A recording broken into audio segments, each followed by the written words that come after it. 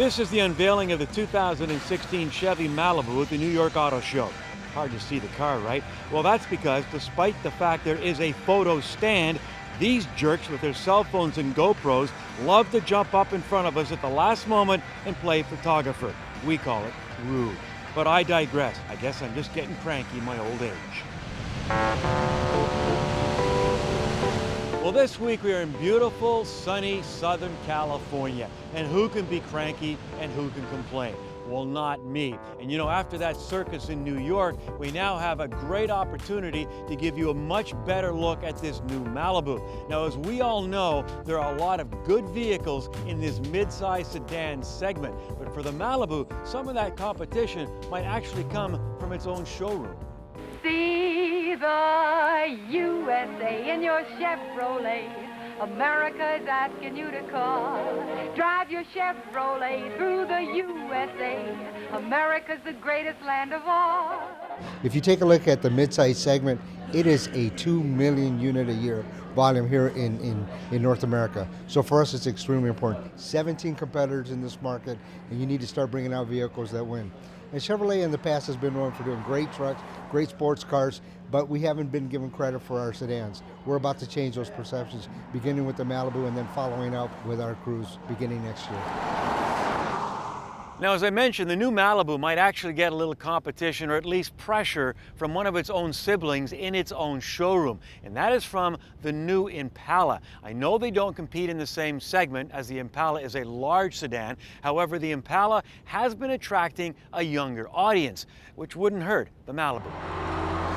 When you take a look at the success of the Impala, it changed perceptions of what an Impala was. And I think that the design staff and the engineering team working together said, hey, let's do the same thing with the Malibu. How do we go do that? And they are siblings, so there's going to be family resemblances, right? There's nothing wrong with having two good-looking kids, right?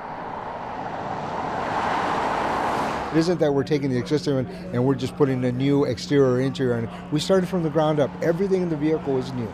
So you start there, and we go in and we said, okay, what do we want to do? We want to enable great styling. We want to make it spaciousness. And then secondly, we went after mass production. We've taken 300 pounds out of this car. So it's longer, it's lighter, and it's more beautiful. We have 3 powertrains that we're offering. Because we were able to downsize the mass of the vehicle, we're able to utilize a 1.5 turbo. It's part of our small gas engine family, and it's the first use of the 1.5 turbo here in North America.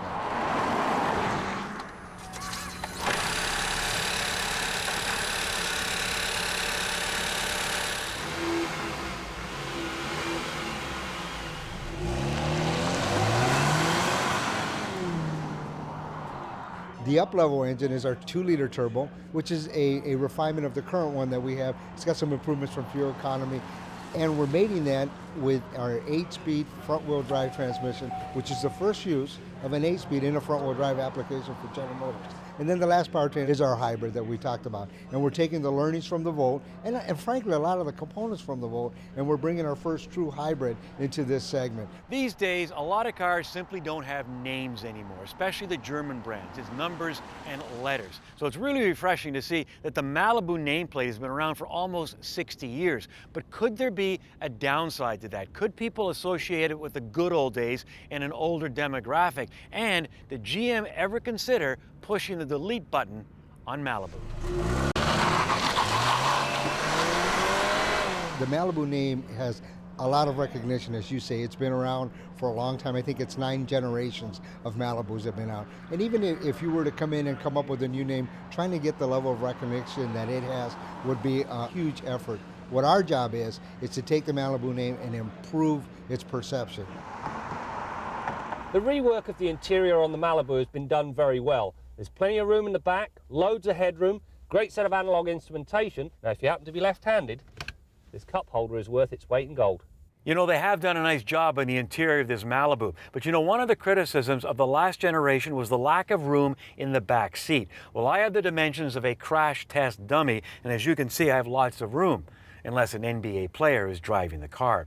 Now, this is the 3rd refresh of this car in the last 2 or 3 years, which begs the question, why? As we look at the importance of this segment, we really wanted to go out with a winner. And we felt that the new Malibu, because we had a new architecture that was coming in our cadence, we were due to redo the midsize architecture. That's what brought it up that quickly. The base price for Malibu today is over $3,000 less than the previous generation that we're placing. And you look at even at the higher trims, an LT, which we think will be our volume car, that's priced at what an LS was in the previous generation as well. So with all the launch cars that we've had this year, value has been a big thing that we've really wanted to promote and provide to Canadians. And we're doing that with this vehicle. And then when you get a look at the technology that we're bringing forward with this vehicle, the most active safety features in its class, the CarPlay, the Android Auto that's going to come in with class-leading 47 miles per gallon combined, it's going to blow people away.